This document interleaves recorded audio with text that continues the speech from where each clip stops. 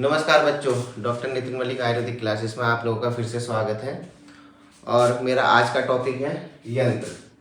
अब यंत्र का टॉपिक आगे पढ़ाने से पहले आप लोग मेरे चैनल को लाइक, शेयर और सब्सक्राइब करना बिल्कुल भी ना भूलें और बेल आइकन को प्रेस कर दें।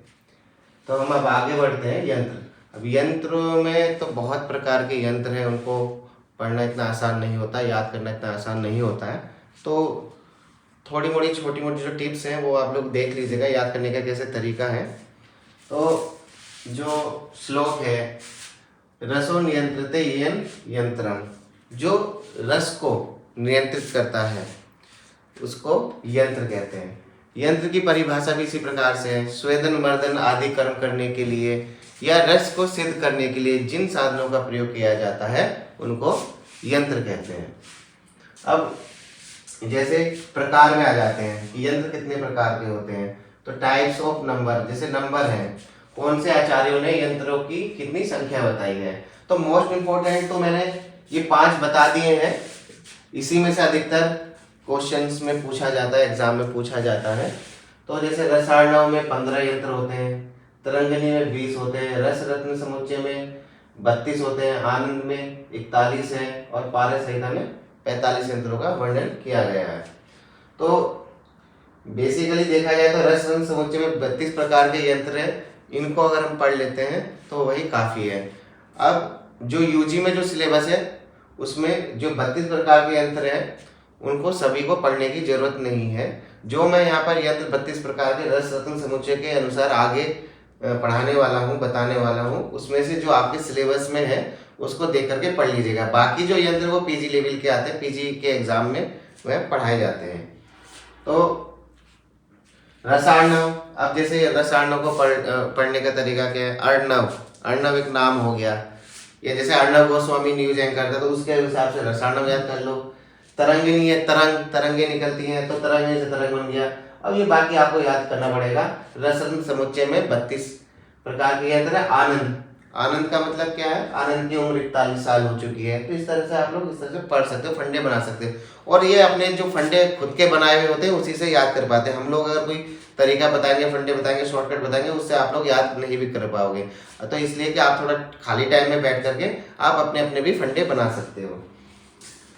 तो थोड़ा सा याद करने का तरीका है, जैसे ऐसे यंत्र जो स्वेदन के लिए उपयोग में आते हैं। अब स्वेदन करने के लिए कौन कौन से यंत्र उपयोग में आते हैं, जैसे दोला यंत्र, स्वेदन यंत्र, कंदुक यंत्र, ठीक है। तो इन यंत्रों में स्वेदन कर्म किया जाता है। दूसरा आता है पातन यंत्र। पातन आदि कर्म करने के लिए अधपातन यंत्र, ऊर्ध्वपातन यंत्र, तिर्यक पातन यंत्र। तो ये 3 प्रकार के पातन यंत्रों में इस तरह से आप लोग हेडिंग्स बना लो। हेडिंग्स बना करके आप लोग यंत्रों को मतलब पार्ट कर लो, पार्टीशन में विभाजित कर लो कि कौन सी क्रिया में कौन कौन से यंत्रों का उपयोग किया गया है। दूसरा, कुपीपक रसायन के लिए कौन से यंत्रों का उपयोग किया जाता है। कुपीपक रसायन एक तरह से, जैसे आपने देखा होगा रस सिंदूर, तो रस सिंदूर का निर्माण कुपीपक रसायन से किया जाता है, जिसमें बालू का भी हम लोग बोतल में भर लेते, बालू का बोतल में हम लोग पारद को भर करके बालू के यंत्र में रख देते हैं। तो बालू का है, लवण यंत्र है, नालिका यंत्र है। जारण कर्म के लिए आता है, तो किसी ना किसी चीज को मिला लेना, या सत्व जारण के लिए विड या गंधक का जारण, मतलब ये जो जारण कर्म होता है, विड का जारण करना, गंधक का जारण करना, ठीक है, या किसी भी औषधि को किसी भी औषधि में मिला लेना, उसको जारण कहते हैं, ठीक है। अब क्या है, नंबर 1, कच्छप यंत्र में जारण कर्म किया जाता है, विद्याधर यंत्र में जारण कर्म किया जाता है, पालिका यंत्र से जारण कर्म किया जाता है, ठीक है।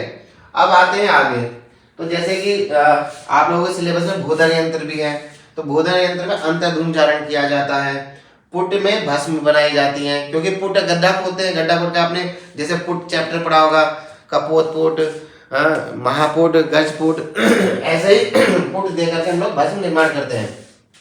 अब जो औषधि जितनी कठोर होगी, जो औषधि जितनी मृदु होगी, उसी के अनुसार हम उनको पुट देते हैं, ठीक है। डमरू यंत्र हुआ, डमरू यंत्र में ऊर्ध्वपातन कर्म किया जाता है। अब डमरू सबसे आप लोग ये समझ सकते हो, डमरू कहाँ होता है, शिव जी के त्रिशूल पे, शिव जी के त्रिशूल पे कहाँ होता है, ऊपर होता है, और डमरू बजा भी हाथ ऊपर करके जाता है। तो इसका ऊपर का मतलब क्या, ऊर्ध्व, तो ऊर्ध्वपातन किया जाता है। तो डमरू से आप ऐसे समझ लो, ठीक है। फिर आता है घट यंत्र। घट यंत्र में रसादी द्रव्य जो होते हैं उसमें तर्पण किया जाता है, पलवन किया जाता है। नाभि यंत्र में निर्धूम जारण किया जाता है। कोष्ठी यंत्र में धातु और या रत्नों का सत्व निकालने के लिए इसका प्रयोग किया जाता है। तो यहाँ तक आपको समझ में आ गया होगा। आगे में 32 प्रकार के जो रस रत्न समुच्चय के अनुसार जो यंत्र है उनका क्या उपयोग है उसके बारे में आप लोगों को बता देता हूँ। तो ये जो मैं रील बना रहा हूँ, ये जो मैं अपना वीडियो शूट कर रहा हूँ, इसमें मेरा मुख्य उद्देश्य यही है कि रत्नों को यंत्रों को कैसे हम लोग याद कर सकते हैं। तो उसका ये छोटा मोटा सा तरीका है, आप इस चीज को समझ करके आप लोग लिख सकते हैं। और बाकी जो रस रत्न समुच्चय के अनुसार जो 32 यंत्र हैं वह कौन कौन से यंत्र हैं, उनके क्या नाम है और उनका क्या उपयोग है, वह मैं अभी आपको दिखा देता हूँ। जैसे कि मैंने बोला था कि रस रत्न समुच्चय के अनुसार जो 32 प्रकार के यंत्र हैं और जो आपकी यूजी सिलेबस में इन यंत्रों में से जो भी यंत्र आप लोगों को मिलते हैं उसको आप लोग पढ़ लीजिएगा और उसका क्या उपयोग है। बाकी सब जो यंत्र हैं वह आगे आप लोगों के पीजी लेवल के यंत्र हैं उसमें पूछे जाएंगे, लेकिन आपकी यूजी में जो जो यंत्र यहाँ पर मेंशन मैंने कर दिए हैं आप उसमें से देख करके पढ़ लीजिएगा। जैसे दोला यंत्र है, दोला यंत्र का उपयोग क्या होता है, पारद एवं अन्य धातुओं का स्वेदन कम करने के लिए। स्वेदनी यंत्र स्वेदन कम करने के लिए। पाताल यंत्र स्वेदन कम करने के लिए। डमरू यंत्र ऊर्ध्वपातन यंत्र हेतु, ठीक है, ऊर्ध्व मैंने कहा ना ऊपर रहता है डमरू, तो उस तरह से। अधपातन यंत्र जो है पारद के अधपातन के लिए होता है। डेकी यंत्र आता है पारद के तिर्यक पातन के लिए होता है। कच्छप यंत्र गंधक जारण, सत्व जारण और विद्ध जारण में। विद्याधर यंत्र हिंगुल से पारद का निष्कर्षण करने के लिए यानी कि निकालने के लिए और गंधक के जारण के लिए। सोमानल यंत्र अभ्रक आदि का सत्व जारण करने के लिए। हंस पाक यंत्र का विड पाक हेतु। बालू का यंत्र कूपी पक्व रसायन और गंधक जारण, क्योंकि आपने देखा होगा जब कूपी पक्व रसायन का हम निर्माण करते हैं उसके कूपी पक्व रसायन के अनुसार जो भी ऑर्जिन तैयार करते हैं उसमें बालू का यंत्र भी होता है। और लवण यंत्र नालिका यंत्र में भी यही तीनों चीजें उपयोग में आती हैं। भूधर यंत्र, भूधर मतलब भूमि के अंदर जो यंत्र होता है, भूमि के अंदर जो हम गड्ढा खोदकर यंत्र बनाते हैं उसको भूधर यंत्र कहते हैं। गंधक का अंतर्धूम जारण उसमें किया जाता है। फिर आता है फोट यंत्र, जो सभी प्रकार के भस्म है जिनको फोट देकर के भस्म का निर्माण करते हैं उसको फोट यंत्र कहते हैं। कोष्ठ यंत्र धातु रत्न के सत्व निकालने के लिए होता है।